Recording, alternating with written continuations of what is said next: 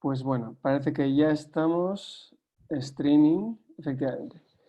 Vale, pues hola a todos los que estáis registrados en este webinar. Estamos ahora comentando en el backstage, que es como los nervios son como si fuera el evento en vivo, pero aunque sea online. Pero bueno, una vez que ya ha empezado, se normaliza todo y empieza la conversación. O sea que, bueno, os presento un poco de qué va este evento. Yo soy Fernando, soy el CCO de Molsi en España. Somos una agencia para Amazon de reciente apertura y me acompañan la CEO de la empresa, que se llama Ainhoa Lizarralde, que es una persona con muy larga experiencia en agencias SEO, traducción, transcreación en agencias muy grandes de Londres. Y también nos acompaña Tomás Trincado, que es el CEO de Verba, es una agencia startup que hace traducción, transcreación muy interesante, de aquí cerquita de Bilbao. Y bueno, ahora nos contarán un poco cada uno de ellos el approach que han tenido a la traducción y a la transcreación para ir un poco dando contexto a esta charla. Y antes de nada sí que quería presentar y decir que todo este tema del coronavirus pues bueno, ha cambiado las circunstancias y ha disrupcionado un poco todo la economía y se han puesto los ojos en el comercio electrónico. Pero como eso hubiera resultado un poco genérico, hemos decidido centrar un poco más en algo más concreto, que es la transcreación, ¿no? Para facilitar herramientas y cómo a las empresas les puede ayudar este enfoque a exportar, a abrir nuevos mercados y a utilizar plataformas como Amazon, ¿no? O sea que nada, os presento primero al que es de fuera de la casa y no, voy a presentar primero a Tomás. Bien, Eh, bien. pues Tomás, como cuando tú quieras, presentas un poco quién eres y lo que hacéis. Vale, pues bueno, gracias a todos por participar. No sé si deberíamos esperar antes de que, ¿no? Un poco ese minuto, un poco para que se vaya juntando la gente. Pero bueno, así a rasgos generales, luego entraremos en detalle, ¿no? He intentado rellenar un poco el primer minuto para que fuera llegando la gente, pero sí, ya son las 3:02 si quieres. Pero bueno, tómate tu Sí, tiempo para bueno, presentarte. así en rasgos generales un poco, pues nosotros al final somos una startup, ¿no? Es una empresa de reciente creación, pero bueno, tenemos ya cada uno de nosotros o sea, experiencia en el campo de la traducción, de la transcreación, las distintas tecnologías que se han utilizado para optimizar los procesos, para entender también o sea, el alcance que tiene la inteligencia artificial, véase pues, los Google Translates del mundo, ¿no? Que la verdad son herramientas muy útiles, pero sin olvidar también que la traducción depende, o sea, la buena traducción depende de buenos traductores humanos, que son los que al final tienen la última palabra, y a la hora de organizar, y luego, o sea, cómo todo esto, cómo esta optimización de procesos se aplica para hacer buenas traducciones, generar buen contenido en varios idiomas de la descripción de tus productos, a la hora de poner tus productos en mercados extranjeros y el impacto medible que tiene una buena traducción en las ventas de tu producto en otros mercados, ¿no? Entonces, y para ello, pues también Ainhoa, que trabaja específicamente en la generación de estos contenidos, también nos va a contar cosas muy, muy, muy interesantes sobre esto. Adelante, Ainhoa. Bueno, lo primero, muchas gracias por atender al webinar y la verdad es que una oportunidad buenísima para hablar de transcreación con un partner como Tomás, que la verdad es que hemos tenido mucha suerte de encontrar. Molsi es una empresa que lleva varios años trabajando para ayudar a empresas a vender en Amazon y una de las cosas más complicadas es el contenido, que es una de las cosas que es más fácil de ver, tanto por el cliente como por el usuario, y sobre todo cómo crear contenido que sea consistente y que sea agradable para el usuario y que al final acabe con una venta.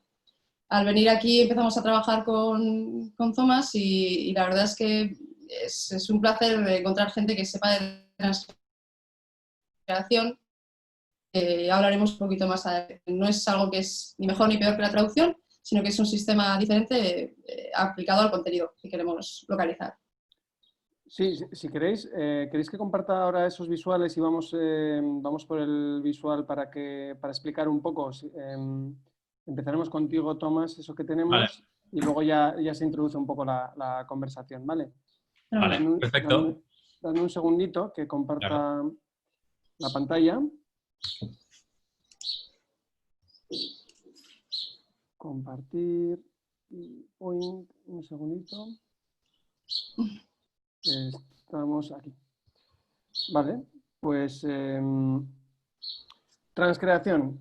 Aquí tienes tu ejemplo, Tomás. Perfecto, pues es importante, ¿no? O sea, se oye el término de la traducción y el de la transcreación y bueno, así a rasgos generales la transcreación es la traducción con un componente más creativo, ¿no?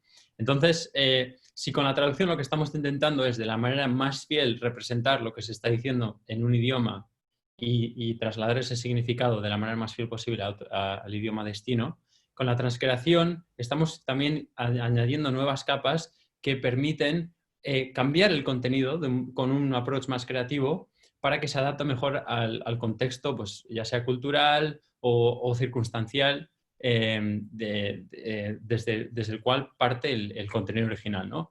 Aquí, por ejemplo, es un ejemplo súper visual de cómo esto es la página web de Rakuten, que es como el equivalente de Amazon en Japón. Bueno, están en las camisetas de Barcelona, así que se están expandiendo también por Europa.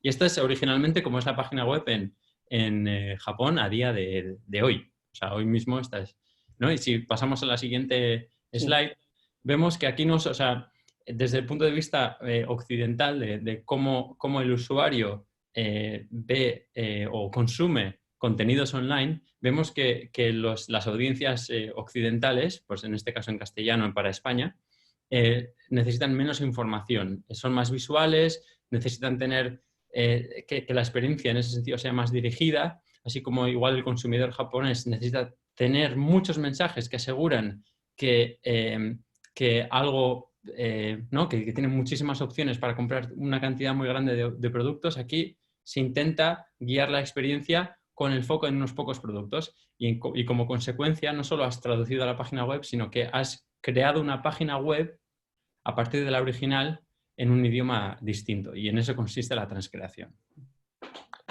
Bueno, esto es un poco la parte, la explicación del concepto de transcreación, digamos una parte más visual, y yo creo que ahora, Ainhoa, tú nos vas a explicar un poco una parte más de texto o más de búsqueda, ¿no? Sí, correcto. Esto es un ejemplo más aplicado a Amazon, porque a veces el contenido no tiene que ser tan creativo para poder aplicar la transcreación. Y en este caso, por ejemplo, es un producto que está publicado en España, en Amazon, y que está optimizado para una palabra que es Estera Yoga. Y esa palabra específica tiene unas búsquedas en Amazon de unas 1000 búsquedas al mes. Aquí está, quería que se viera. Eso es 1100. Eso es. Y, pues, por ejemplo, el equipo, tal y como hacemos la transcreación, revisa estas palabras clave y se asegura de que sean las adecuadas. Aquí, por ejemplo, la gente no busca Estera Yoga, busca Esterilla Yoga, y la diferencia del volumen de búsquedas es gigante. Y esto va a impactar muchísimo las ventas. Tendríamos otro ejemplo en alemán, y esa es un poco la parte de la transcreación, que cada contenido tiene que estar revisado. Sí, ¿me pasas a la siguiente slide? Sí, estoy dándole, pero yo creo que se ha quedado un poco tonto. Un segundo, pero sí, ahí está. Aquí está. No, al final, esos son los pequeños detalles que pueden hacer que tu producto venda muchísimo o que venda muy poco. Y es la selección de palabras. Y esto está determinado por el usuario.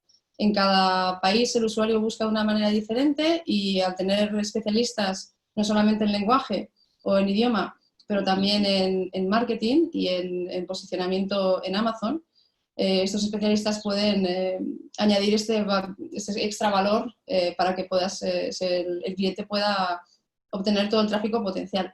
En este caso, por ejemplo, también de unas búsquedas de 200 búsquedas al mes, podríamos capturar hasta unas búsquedas de 337.000. Y luego es importante decir que es que la empresa esta que ha pedido, que potencialmente ha pedido la traducción y le ha dado esta primera palabra, no significa que la traducción sea mala, sino que la traducción más eficaz sería esta otra. Correcto, ese sería el tema. No es una mala traducción, sino que estamos perdiendo la oportunidad de capturar un tráfico orgánico gigante. Y es más de aparecer en búsquedas para productos muy relacionados con el nuestro. Y el siguiente ejemplo es el último ejemplo, que es en francés. Te estoy viendo, pero se cansa un poco. Ahora mismo pasa, ¿eh? Yo sigo hablando, no te preocupes.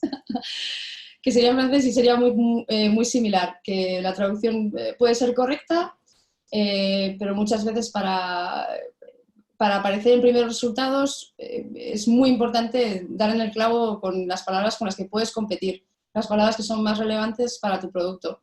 No se trata de conseguir tráfico o intentar conseguir tráfico por palabras no relevantes, porque básicamente el algoritmo al final lo que hace es leer el contenido y ver la relevancia y posicionarlo según esto.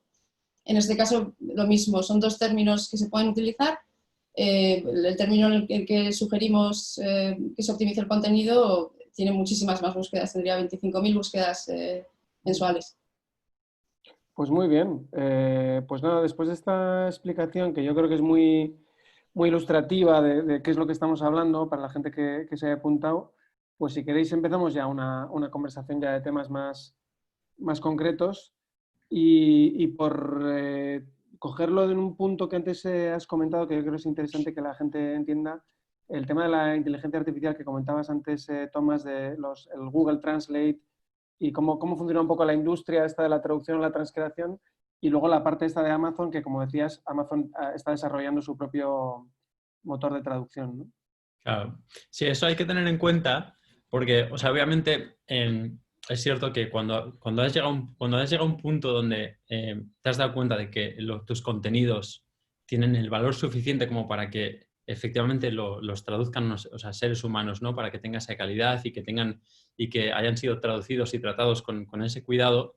Luego, ¿no? Como persona que quiere adquirir estos servicios, hay que tener cuidado con o sea, cómo te lo venden y cuán necesario te dicen que es realmente que cada una de las palabras esté hecho con traductores, ¿no? Y un poco aquí es donde entra la inteligencia artificial y se ven claramente los beneficios de la inteligencia artificial, porque en un mundo como hoy, donde hay tanta tecnología alrededor ¿no? de la lengua, no puedes pretender que todo tu contenido sea únicamente tratado por seres humanos, ¿no? Así es como se hacía hace 10 años, pero afortunadamente estamos pasando a métodos más optimizados. Y entonces, a la hora de aplicar, a la hora de hacer estos procesos, siempre hay que tener en cuenta que al tratar con agencias, aquellas que hagan mejor uso de la inteligencia artificial serán capaces de, uno, ofrecerte mejores precios, ser además más rápidos, pero manteniendo la calidad, ¿no? Entonces, y eso es lo que o sea, tú como persona que quiere coger, o sea, adquirir estos servicios tiene que tener en cuenta.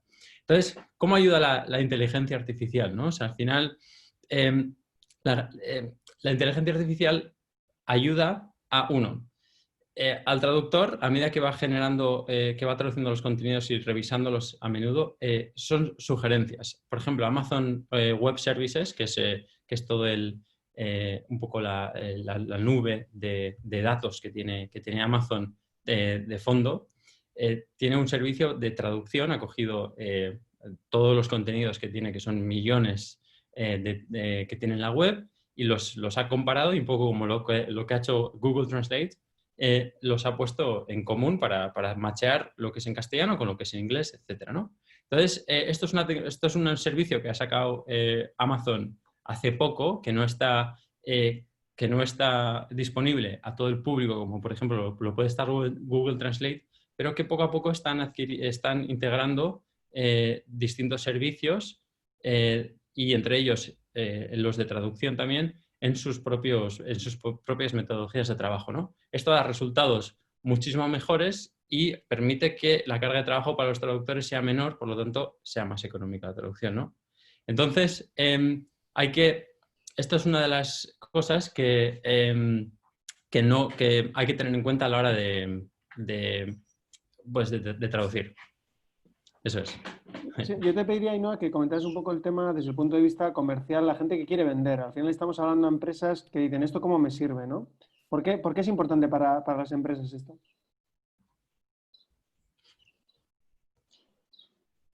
Perdón. ¿Me oís a mí también? Sí, Sí. sí, te oímos. ¿Me has hecho la pregunta a mí? Perdona, tenía un Sí, problema de sí, conexión. no, lo que te Sí, preguntaba ahí no era sí. que lo comentáramos un poco esto desde la perspectiva del usuario, ¿no? De una empresa. ¿Por qué es importante para ellos esto? Pues sí, yo creo que la parte que ha comentado Tomás de inteligencia artificial y cómo se asigna el contenido dentro de los equipos es una de las cosas más relevantes. Más que nada él decía, y tiene mucha razón, que la parte humana, como estábamos diciendo, pues tener a alguien que sepa de marketing o alguien que sepa del idioma y del mercado es muy importante. Pero también tienes un problema de cómo vas a escalar, cómo haces mucho volumen si solo tienes un traductor y es el que usas para hacer todo. Hay cosas que hoy en día para los clientes no funcionan. Hay clientes que quieren localizar mucha cantidad de contenido y la única manera es tener un proceso estructurado, que lleve software, que estemos seguros de que la calidad es muy buena y que el contenido sea consistente al final, que el cliente pueda haber publicado sus productos y que siempre tenga el mismo tono de voz, que se hayan usado las palabras que ellos quieren. Y eso es una parte que tiene que estar controlada pues, con tecnología, que creo que es uno de los puntos fuertes no solo de Molsy respecto al marketing, sino de Verba respecto a lo que es la calidad de idiomas. ¿Vosotros creéis que las empresas, cuando hablamos con clientes, que han interiorizado ya que un buen texto, un buen contenido es lo que antes era un representante comercial, que era alguien que intentaba abrir mercados, ahora no es alguien, sino es su contenido? ¿En qué estado creéis que estamos? Esto es una pregunta y si estamos ahora mejor de lo que estábamos hace 5 años, yo creo que las nuevas circunstancias van a impulsar muchísimo el concepto de que tu contenido es tu comercial, ¿no? Porque en el proceso en el que ahora ya no estás a pie de tienda poniendo una sonrisa ante el cliente, el que tiene que poner esa sonrisa ahora es el contenido, ¿no? Por ti, o sea, y cómo lo presentas de manera digital. Y entonces, a la hora de gestionar estos contenidos, luego veremos como, por ejemplo, mucho del contenido, por ejemplo, comentábamos, ¿no? hace unos días, cómo incluso la elección de no traducir también es traducir, desde campañas yo qué sé, de Nestlé para Nescafé, que con su eslogan What else? En castellano, eligiendo transmitir esos contenidos en inglés por la sofisticación que le daba la frase, o incluso, por ejemplo, ¿no? Como comentábamos el otro día, Ainhoa, en alemán, por el simple hecho de que los alemanes tienen un nivel de inglés más alto, hacen muchas de sus búsquedas en inglés, tanto en Google como en Amazon. Entonces, al final, prestar atención, o sea, saber cómo se comunican tus clientes, saber guiarles a la hora de que entiendan qué es lo que vendes, de persuadirles de que tu producto es el mejor y cómo comunicar eso de manera visual y textual es imprescindible. No solo si lo haces bien a gran escala te sale mucho más barato que tener un equipo comercial, sino que además es hoy en día más eficiente que tener una persona llamando, ¿no? Sí, y me parece muy interesante lo que has dicho también del tema de que el contenido está ahí, es visible. Hay muchísimos casos en los que las opiniones de los usuarios es una de las cosas que más se buscan. Me voy a comprar algo, quiero ver si alguien ha hecho una revisión de este producto, si es positiva, si es negativa. Y muchas veces esas opiniones negativas vienen por la frustración del usuario cuando ha comprado el producto y ha recibido algo que no esperaba. Y si alguien ha recibido algo que no esperaba, potencialmente es porque en el contenido no hemos dicho lo que va a recibir correctamente. Entonces, la importancia no viene solamente como pantalla comercial, ¿no? Es como satisfacción. Y todos esos factores al final se tienen en cuenta con los algoritmos para posicionar los productos muy visibles o no. Si Google o Amazon o cualquier plataforma ve que un producto se vende mucho, pero las opiniones son muy malas, probablemente lo pondrá más abajo para que el cliente, el usuario, no se encuentre ese producto al principio de la lista, aunque luego al final sigan comprándolo. Y eso es una de las cosas que nosotros analizamos. Miramos qué opina la gente del producto, qué le falta al contenido, nos hemos saltado algo de información que se está repitiendo dentro de las opiniones negativas, digamos. O sea, que el impacto puede ser, yo creo que, más grande de lo que el cliente esperaba al principio y se ha sorprendido por eso. Pongo aquí el producto y antes era una web estática, ahora ese producto se rellena de contenido de los usuarios. Eso es, y eso es o sea, ese contenido, esa generación de contenido dinámico, ¿no? Porque, por ejemplo, una de las cosas principales a la hora o sea, con el tema de las reviews, ¿no? que comentabas, la gente suele mirar mucho las reviews de 3 estrellas. O sea, es como son las que dan ese punto más neutro de, a ver, sí, seguro que está bien, pero seguro que algún fallo tiene que haber porque no puede ser tan barato, ¿no? O yo qué sé. Entonces, hay casos específicos de traducciones, por ejemplo, en plataformas como Alibaba, de gente que al usar Google Translate ha visto palabras, como al ver palabras que no entendía del todo, pues como que eso le echaba para atrás. O sea, en estos momentos no tengo un ejemplo concreto, pero es algo muy común que cuando la gente mira las reviews usa Google Translate para intentar entenderlas, ¿no? Y intentar entender cómo hacen los usuarios. Nosotros, por ejemplo, de hecho, uno de nuestros mayores proyectos hasta la fecha es precisamente la traducción de reviews. Curiosamente, ni siquiera el contenido en sí. O sea, esos reviews que van generando los traductores, las empresas que se han dado cuenta de lo importantes que son esas reviews y que quieren que estén traducidas de la manera más veraz y como fiel al original posible, ¿no?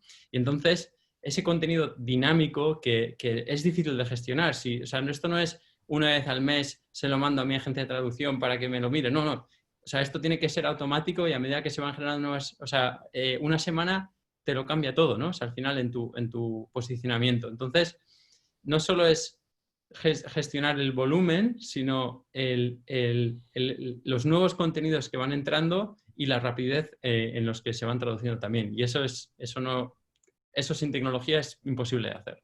Imposible. Yo quería aprovechar para deciros que a la gente que está viendo el webinar que podéis mandar una pregunta porque tengo una aquí, pero bueno, que podéis enviar cuando os apetezca y ya iremos encauzándolas. Pero una cosa que es interesante aquí que se plantea es, porque claro, a una empresa pues, más pequeña o no tan grande o que solo vende en un mercado, le puede parecer que esto es una cosa pues, que hace Apple o que hace Samsung. Pero yo creo que está bien que comentaréis un poco eso, ¿no? La diferencia, si es que existe, para las grandes empresas o para las más pequeñas. Sí, yo puedo darte mi punto de vista. Yo creo que al final tener la especialidad de la gente que conozca los diferentes mercados da muchísimo valor añadido simplemente para prospectar los mercados y ver si tu producto va a funcionar y cómo puede funcionar en ese mercado. Y yo creo que hay empresas pequeñas que están perdiendo la oportunidad de vender internacionalmente por el miedo que da la traducción. El miedo que da meterte en traducir contenido, quién lo va a revisar, yo no hablo alemán, es un contenido que está bien, es correcto. Y ese tipo de cosas yo creo que da bastante precaución, digamos, para la gente. No lo ven tan claro. Y yo creo que es una pena que perdamos esa oportunidad porque el mercado en general de e-commerce en España está creciendo mucho, pero en otros países la oportunidad ya está ahí. Entonces, ¿por qué no tener el contenido optimizado en alemán? Porque tu producto en Alemania probablemente se va a vender mejor. Y igual se vende en España en escala dentro de un año, pero ahora mismo se está vendiendo allí. El tener a alguien que sea un especialista en el mercado y que sea un especialista en el idioma y en la adaptación cultural del producto, pues ya te abre un camino que una empresa pequeña desde aquí va a tener muy difícil de ver, digamos. Y yo creo que ahí está la oportunidad. Y hemos visto casos de empresas pequeñas, de juguetes, por ejemplo, que ahora mismo están en primera posición en los 5 mercados europeos, empezando desde Reino Unido. Y miraron y dijeron, bueno, esto igual en Italia, igual en Alemania, en Francia, y empezaron a expandir y subieron bastante. Y luego hay otro tipo de empresas, muchísimos tipos de empresas. Al final, yo creo que los canales de distribución, más que para la empresa, es para el producto. Si tengo un producto, aunque solo tenga uno, si funciona muy bien, el volumen a escala va a funcionar. Eso es, y esto es esto es una idea, esto es una como concepción que tiene mucha gente que trabaja ¿no? en el mundo del marketing, que es como un poco de libro de texto a la que me he tenido que enfrentar yo bastantes veces a la hora de yo justificar ¿no? Yo como CEO de una empresa también participo en marketing, y es la idea de que una empresa para crecer de manera, ¿no? En su crecimiento orgánico, pues empieza por un nicho, presenta una serie de productos y ataca un segmento muy concreto y tal, y intenta, siendo el denominador común siempre el mercado donde está vendiendo, empieza como a atacar distintos nichos. Versus las empresas que han pulido muy bien los nichos a los que quieren atacar y quieren replicar esa estrategia en otros países ya desde el inicio, ¿no? Versus a tener que encontrar nuevos nichos, nuevos segmentos, nuevas estrategias en los mercados donde están. Entonces, aquellas empresas que son capaces, que ya han encontrado, ya han dado con la tecla a sus propios mercados, que muy desde el inicio quieren empezar a testear si las hipótesis que les han llevado a vender tanto, ¿no? A ser tan exitosos en sus propios mercados, a probarlas en mercados extranjeros, son las que, ¿no? Y en un mundo cada vez más globalizado, en un mundo donde, ¿no? Los valores culturales cada vez difieren menos, son estrategias que han permitido a empresas muy pequeñas crecer de manera muy rápida y encontrar esa escalabilidad, ¿no? Y esto es una idea, curiosamente, a la que me he tenido que enfrentar, que he tenido que explicar una y otra vez a gente bueno, experta en su mundo del marketing, y que, bueno, que me ha costado convencerles, pero con datos y ciencia, al final hemos conseguido cambiar un poco las perspectivas. Es que además, así como otro punto referente a lo que acabas de decir, yo creo que también, pues igual las empresas pequeñas piensan, bueno, pero si estoy en Amazon nadie me conoce, o en Amazon, o en Rakuten, o en cualquier otro marketplace, ¿no? La gente no conoce mi marca, ¿por qué van a comprar mi marca y no van a comprar otra marca más conocida? Y resulta que hay estadísticas que dicen que más del 50% de la gente que está en Amazon está dispuesto a comprar una marca que no conoce, porque tiene la seguridad de que el paquete les va a llegar. La infraestructura también y los canales donde pongas tu producto y el contenido son muy, muy relevantes, sobre todo donde tengas audiencia que es muy exigente también, porque el comprador de Amazon es muy exigente y Amazon, como todos los demás marketplaces, protege el consumidor, que es el que está comprando, antes que las marcas, pero es muy competitivo, pero yo creo que hay bastante sitio para todos. Bueno, es que este tema yo creo que es importante, que para que las empresas comprendan que el coste que tiene ahora mismo aumentar, bueno, es que de hecho tu mercado ya ha aumentado, ¿no? Ahora mismo tú puedes vender desde donde estás, aprovechando logística, servicios postventa, atención al cliente, todo de Amazon, a un precio pues muchísimo más barato que antes, ¿no? Que es una cosa que todavía yo creo que muchas empresas no conocen, no se han puesto a abordar. Sí. Bueno, sí, perdón. Sí, bueno, Ainhoa como representante de Molchi, tiene muchos más conocimientos y luego, hacer hincapié también en que esa dimensión de empezar a testar, muy desde el inicio, ¿no? Como empresa joven, de empezar a testear hipótesis que has validado en tu propio mercado ya desde el principio, es súper importante por esa infraestructura que ya tiene Amazon y por esa facilidad que te aporta a la hora de ya no tienes que abrir una oficina, tener una oficina comercial en otro país, no sé qué. Amazon ya te lo da todo hecho, entonces ¿qué excusa tienes para no empezar a vender en Francia cuanto antes, ¿no? Sí. Yo me gustaría sacaros el tema del inglés, que bueno, que supongo que es el idioma que menos miedo da, porque todo el mundo más que menos lo chapurrea un poquito, y sobre todo porque son mercados, quizá el más inmediato es el del Reino Unido, con un desarrollo muy fuerte del e-commerce, donde con un esfuerzo pues, muy relativo se puede empezar a vender muy pronto, ¿no? ¿Qué podéis comentar un poco de eso, del inglés, de Pues, todo el mundo en inglés?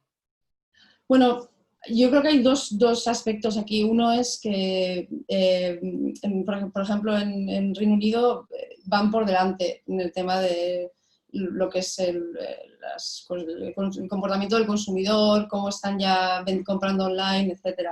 Es una referencia muy grande y luego aparte yo creo que viene muy influenciado con Estados Unidos y está entrando un poco por ahí. La parte de e-commerce siempre ha venido marcada mucho por el ritmo de Estados Unidos, Reino Unido siguiéndole y nosotros, bueno, Alemania yo creo que sería el segundo país aquí en Europa para e-commerce y yo no sé, o sea, yo digo, estaba pensando en un ejemplo de un cliente pequeño que igual está en Italia y tiene Lambrusco y lo tiene a muy buen precio y en Reino Unido se ve muchísimo Lambrusco, no van a buscar una marca específica.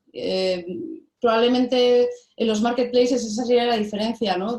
Si busco en Google, igual busco Lambrusco de esta marca. Si busco en el Corte Inglés, en Amazon, en Rakuten o en otro tipo de mercados, marketplaces, la gente busca más genérico. Y el nivel de búsquedas en Reino Unido por Lambrusco, igual aquí, me lo invento porque no lo sé de memoria, pero Lambrusco en España igual serían 2.000 búsquedas al mes, en Reino Unido igual pueden ser 30.000. O sea que el volumen de oportunidad en los mercados que son más maduros es impactante y por eso estamos intentando, yo creo que todos los que estamos con e-commerce estamos intentando que los comercios empiecen a pensar en eso, que empiecen a mirar hacia la oportunidad sin miedo, porque está ahí y no se va a ir, va a crecer y no es entrar por entrar, es analizar si tu producto puede estar y si puede estar en qué país y lanzarse con seguridad de que si alguien te está haciendo el contenido con calidad y las campañas con calidad, va a funcionar. ¿Vosotros también, Tomás, tenéis la sensación de que el Reino Unido y el inglés en general es en todo lo relacionado con el e-commerce por vuestros clientes, por todo, donde más se tira o veis que también tira Francia, Alemania?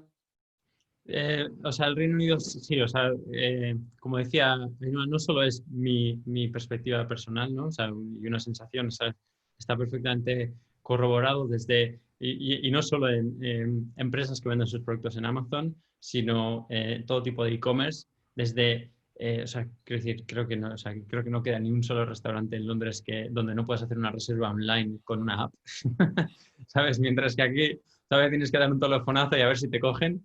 Y en plan, o sea, sí, o sea, el mercado ahí es muchísimo más competitivo, las experiencias a la hora de ofrecer esos servicios al usuario están mucho más guiadas, más estudiadas y al final es mucho, quiero decir, es uno, ¿no? Como ocurre siempre, es uno quien lo inventa y el resto que lo siguen y lo copian, ¿no? Entonces, o sea, a la hora de implementar estas cosas, siempre está mirar o sea, tú como e-commerce o como empresa que está empezando a mirar un poco hacia qué están haciendo esos mercados más maduros, incluso puedes copiar algunas de las ideas y es cierto que llegará un punto donde empiezas a competir en esos mercados y tengas que especializar ya realmente pues cómo ofreces, o sea, en este caso concreto, tus contenidos, ¿no? Y ahí es donde entran, ahí es donde realmente es inviable que lo hagas tú como empresa. Está bien o sea, un poco animar también a las empresas a que lo prueben un poco desde sus inicios. Al final, abrir o sea, pasar por el proceso de abrir tu tienda de Amazon, ¿no? para comercios aquí en España, que pasen a poder ofrecer sus servicios en otros mercados, está bien, pero luego es cierto que no solo hay más consumidores, sino que hay más oferta de productos en Inglaterra. Y ahí para diferenciarse es cierto que tienes que utilizar los servicios de agencias de gestión de contenido especializadas. Ejemplos concretos, pues yo qué sé, antes hablábamos de la Estera y Esterilla, pero luego también o sea, cuando validas tu cuenta en Amazon, por ejemplo, luego podemos hablar también del contenido, del nivel premium que ofrece Amazon y ahí sí que hay un componente más de transcreación porque no solo estás replicando un poco el contenido que tienes en castellano y traduciéndolo, pues eso, de una manera optimizada, sino que además tienes que adaptar tus campañas o tienes que adaptar tu contenido, incluso a veces puedes tener un equipo creativo, pero te va a ayudar mucho tener a un equipo de transcreadores que que con las hipótesis que has validado en tu mercado original te van a ayudar a adaptarlas a mercados, a los mercados a los que esté destinado tu producto, ¿no? Y sí, o sea, al final... y luego además, o sea, también Alemania, por ejemplo, Alemania, esto es más, o sea, es sensación y también, también, o sea, los números. Alemania, por ejemplo, si ves la industria de la publicidad y tal, está por debajo de la publicidad más tradicional, ¿eh? Tradicionalmente se han gastado menos dinero que Francia por producto, por producto vendido, menos dinero que Francia y España. España, Inglaterra y Francia son los que tradicionalmente más dinero se han gastado en publicidad con respecto al producto que vendían, ¿no? Al precio que vendían.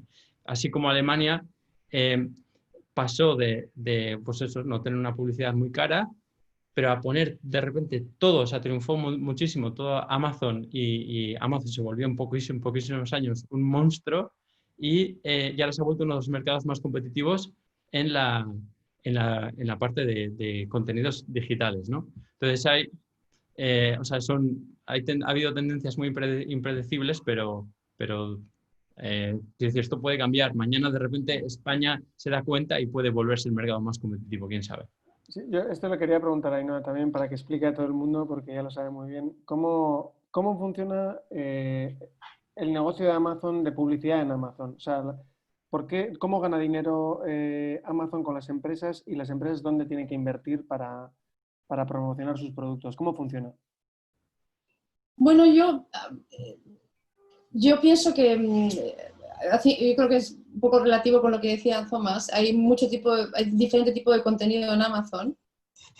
Tenemos el contenido SEO, que es el del producto, luego tenemos el contenido A+, que sería A+, que es contenido más de estilo de vida, etcétera. Todos esos factores influyen en el algoritmo para que te posicione mejor de forma orgánica. Y la parte de pago al final lo que hace es apoyar esa visibilidad orgánica, intentando tener visibilidad por palabras clave que igual en este momento no las tienes, porque el producto es más nuevo, porque la gente no te conoce la marca.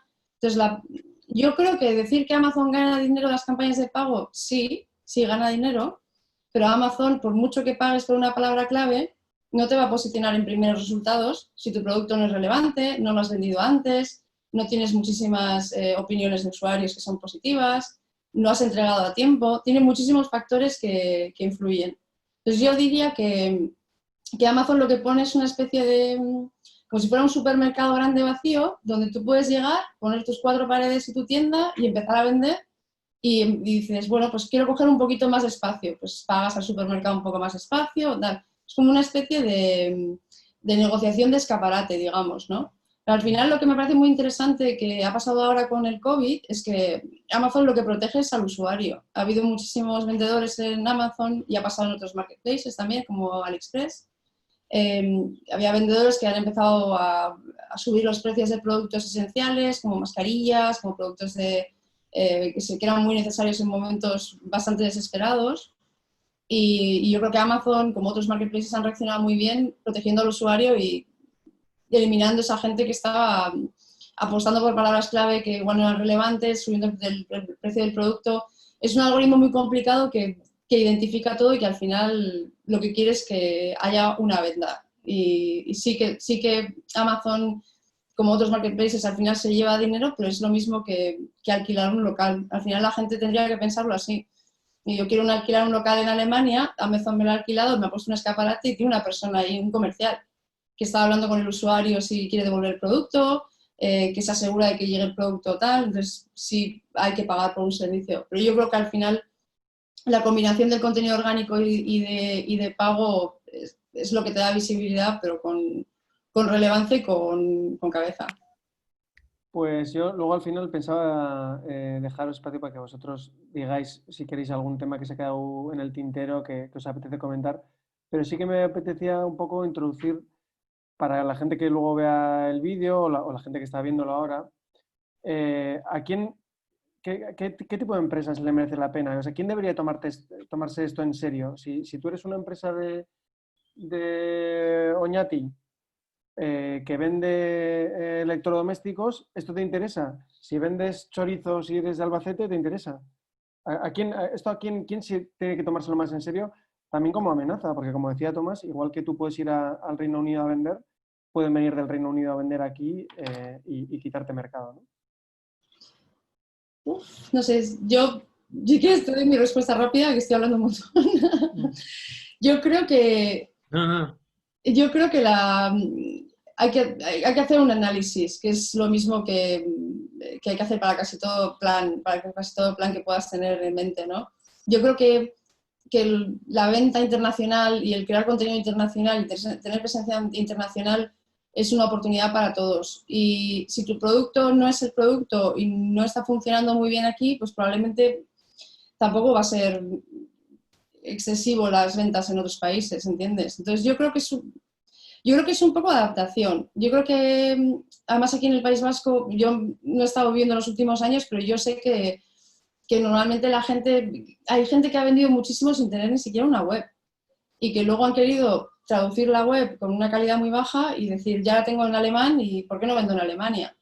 Y son muchos hilos los que tienes que mover, tienes que tener una estrategia detrás, yo creo que esto es para todos, pero si inviertes algo es porque vas a recuperar ese dinero que estás invirtiendo. Y luego último punto muy rápido, que es que, y cómo se puede ver, igual lo podemos dejar para luego, cómo veo yo en el futuro el comercio, cómo la gente podría adaptarse para buscar ideas, para inspirarse, como decía Tomás. Ahora tenemos información que nos abruma, pero muchas veces esa información, ¿por qué no la usamos para ver qué es lo que está funcionando internacionalmente y cómo nuestro producto puede adaptarse a eso? Sí, eso es una... O sea, perdón. No, que te invitaba a que siguieras. Vale. Sí, o sea, has dicho una cosa muy, muy clave, que es la de, nada, pues mira, que sé, mi sobrina que hizo un semestre en Alemania y tal, pues me ha traducido la web y tal. Entonces, al final, es decir, si te vas a poner en serio, quiero decir, hemos trabajado con empresas, bueno, y no solo como en Verba, donde hacemos la labor ya más optimizada, sino en mis años de traductor he trabajado para empresas donde, o sea, que tenían mucha, o sea, presencia regional muy fuerte y, no, pues se me ocurre, por ejemplo, Kaiku, ¿no? Que es una de las lecheras más grandes aquí en el País Vasco, que han intentado cruzar la frontera a Francia, ¿no? Donde pues, hay grandes marcas como Danone, lo que sea, y realmente era abrumador el poco presupuesto que destinaban a la gestión de contenidos multilingües, o sea, que es, en otras palabras, la traducción, ¿no? O sea, igual se gastaban una pasta en abrir oficina, en coger comerciales, en documentación técnica, lo que sea, yo qué sé, o sea, en todo tipo de campañas de marketing y luego, sin embargo, no destinaban nada de presupuesto, o sea, se quedaban en tan solo como entre el 1 y el 2% de sus presupuestos a la traducción. Y en un mundo donde se ha demostrado que la economía es capaz de funcionar cuando la gente no se mueve de casa, es decir, no te tienes que gastar una pasta de la leche para establecer una oficina, hacer un equipo comercial, no sé qué, coger como... O sea, donde puedes reducir costes, ser muchísimo más óptimo en cómo te gastas ese dinero y tener expertos lingüísticos que no solo te van a dar, van a conseguir que seas más cercano porque realmente estás haciendo un uso más natural de la lengua, sino que además están identificando cuáles son los trends, están proponiendo mejoras a la hora de cómo presentar ese producto y adaptarlo a los mercados, pero con empresas que están tan especializadas en eso que no solo a ti te va a salir más económico, sino que lo vas a hacer más rápido y los resultados van a ser mucho mejores. Entonces, quiero decir, cada vez se está viendo más, esto es una cantidad un poco aproximativa, pero desde luego gastarse menos en una campaña como esta, gastarse menos de tu 5% de budget, ¿no? De, venga, vamos a ir a saco a Francia. Gastarse menos del 5% del presupuesto que has destinado a las traducciones, eso es casi un suicidio. Y bueno, o sea, luego también, por ejemplo, Ainhoa, creo que tenías case studies con números específicos de resultados que han... O sea, de Antes cómo... de que los enseñes, Fer. Sí. Sí. Perdón, mi conexión se ha ido. Perdona, Tomás, sigue. Sí. Perdón, sí. No, eso. O sea, que el impacto es perfectamente medible y, o sea, y no hay mejor manera de como enfatizar esta idea que enseñando, ¿no? No, y tienes toda la razón porque al final lo que tú decías, ¿por qué estamos hablando de la transcreación, traducción, creación de contenido? Hay muchísimos procesos, ¿no? Pero al final si tú inviertes muchísimo dinero en crear tu tienda de e-commerce, tienes unos diseñadores fenomenales, la tienda está funcionando genial, pero luego el contenido, estás pagando anuncios para que la gente vaya a tu tienda y la gente aterriza en la página de producto y lee algo que pues, está mal escrito, que no tiene sentido, que no parece natural, que no parece que sea escrito por alguien que es de ese país.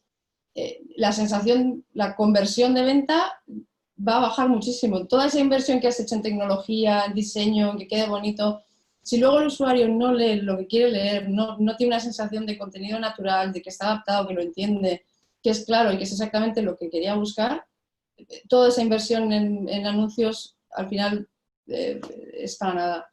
También tengo que decir que, por ejemplo, aquí también hay números que lo prueban, que, por ejemplo, por una empresa, ¿no? que tiene un catálogo muy grande, o sea, un catálogo brutal de productos, o tiene una página web muy grande y dice, es que si ahora me pongo a traducir, me sale, yo qué sé, o sea, un proyecto de mínimo 150.000 euros para traducir toda la página web de una manera, ¿no? Donde tenga las políticas de privacidad de mi página web, todo el catálogo de productos, incluso las reviews, etcétera, vas añadiendo cosas ahí y al final te sale una pasta, ¿no?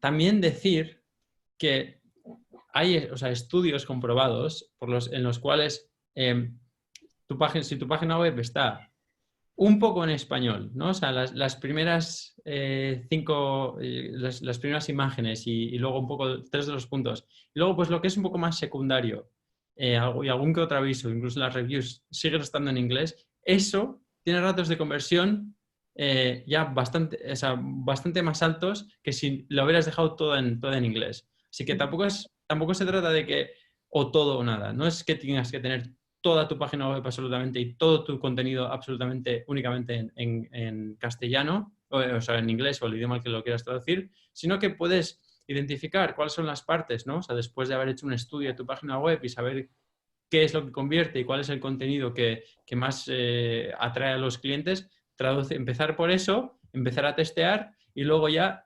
empezar o sea, acabar de traducir toda la página web para realmente llevar los ratios, las tasas de conversión a los niveles originales, ¿no? Pero enfatizar eso, que no es todo o nada. Eso es. Me parece muy buen punto. Y además también que yo creo que los que trabajamos en el mundo digital, en el contenido digital, también somos capaces de ayudar a la gente a crear esas prioridades de producto, me imagino, que es basado en experiencia. Pero está claro, no hace falta que traducir todo por traducir y dejarlo ahí. Si, por ejemplo, tampoco vas a hacer una campaña de anuncio, es algo que podría quedarse en una inversión no muy satisfactoria. Pero también está claro que si pones un anuncio en Google o en cualquier plataforma, en Facebook, solamente los algoritmos, si el anuncio está en español y la landing page donde estás apuntando está en otro idioma, ya no vas a tener un buen posicionamiento. Y como dice Thomas, si por lo menos tienes una landing page donde el cliente pueda aterrizar en su idioma, eso sí que hace que la conversión se aumente bastante.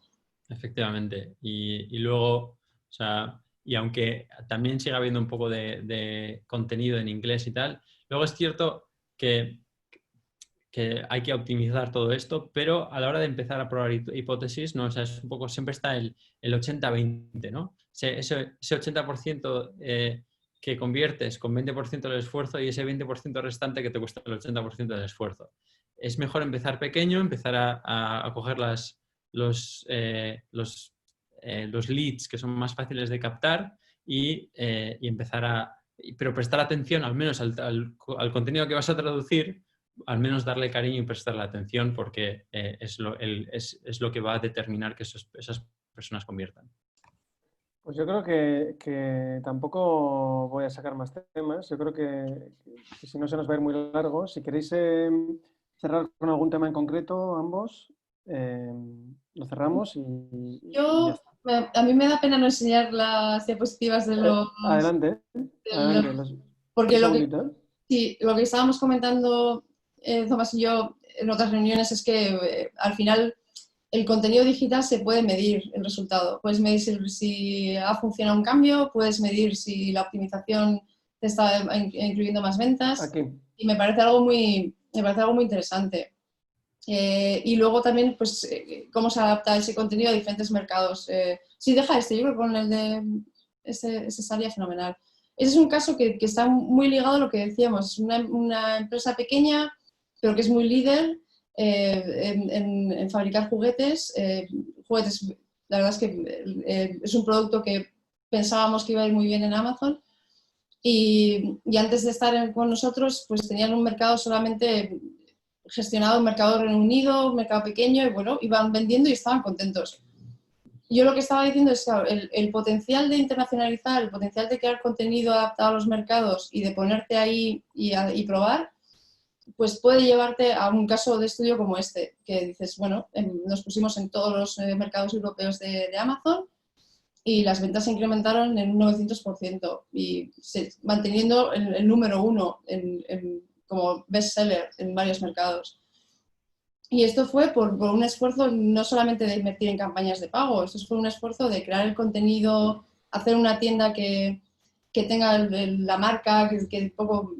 Esa es la parte de la transcreación, ¿no? No es solamente traducir de inglés a alemán, sino intentar que el mismo tono de voz, que el mismo estilo informal o formal esté también. Aunque Amazon sea más estricto y menos creativo, siempre tienes un distintivo que es una de las cosas que le damos mucha importancia. ¿Quieres añadir algo, Tomás? O sea, ya las diapositivas ya has enseñado, que era para ilustrar un poco el Fenomenal. tema de la transcreación. Muy bien, pues nada, muchas gracias a los dos por este primer webinar que hacemos. Pensamos hacer más y probablemente alguno, el siguiente sea en inglés, pero bueno, ya iremos informando a todos los seguidores en nuestras redes y nada, muchas gracias a ambos. Muchísimas gracias, Fernando. Bueno, Muchas chao. gracias, un placer. Chao, chao. Hasta luego. Hasta luego.